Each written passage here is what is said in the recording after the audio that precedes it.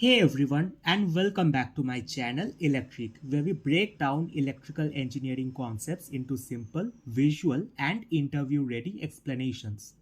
Today we are diving into a topic that confuses a lot of students and even working professionals: reactive power. What is it? Why does the grid care about it? And how do resistors, inductors, and capacitors each play a completely different role in this invisible energy dance? Let's unravel this mystery. Most people think electricity is simple. Flip a switch, the light turns on. But beneath the surface, the AC power system is doing something very interesting. There's energy flowing in and out of components, some doing useful work, some just, well, sitting like foam on top of the beer in the mug. This foam energy is what we call reactive power measured in watts. It doesn't produce heat, light, or motion, but AC systems cannot function without it. And to understand this hidden energy exchange, we need to meet our three main characters: resistors, inductors, and capacitors. And all three behave completely differently. Let's start with the simplest, the resistor. Resistors are the straightforward ones. They don't play around with reactive power. Whatever energy they get, they use.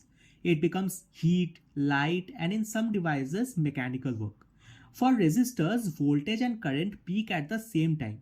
That means all the supplied energy is converted into real power. Think of a resistor as your friend who spends all their money immediately. Nothing saved, nothing returned. Next up, the inductor or the magnetic master.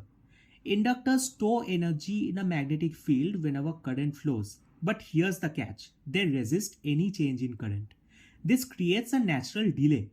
This is why inductors cause a lagging power factor where current lags behind voltage. Now imagine a pendulum. When it swings up, it stores potential energy. When it swings down, it releases it again. Inductors behave the same way, taking energy from the grid and giving it back. This is inductive reactive power. If inductors store energy in magnetic fields, capacitors do the opposite. They store energy in electric fields. Whenever you apply voltage, a capacitor charges up and holds that energy. When voltage drops, it releases the energy back. Capacitors cause a leading power factor where current leads voltage. Think of capacitors as the opposite of inductors. They push current ahead instead of pulling it back. And here's the cool part: capacitors can cancel out the reactive power caused by inductors. That's why they are used in power factor correction across industries. So here's the complete picture. Resistors absorb real power.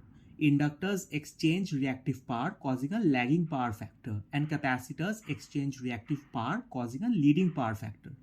In AC systems, inductors and capacitors constantly throw energy back and forth like a giant dance routine. But why does any of this matter?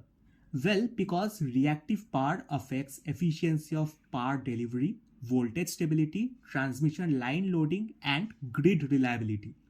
Too much inductive or capacitive reactive power can literally destabilize the power grid. So the next time someone asks you the difference between resistors, capacitors, and inductors and their role in relation to reactive power, you'll know exactly what to say.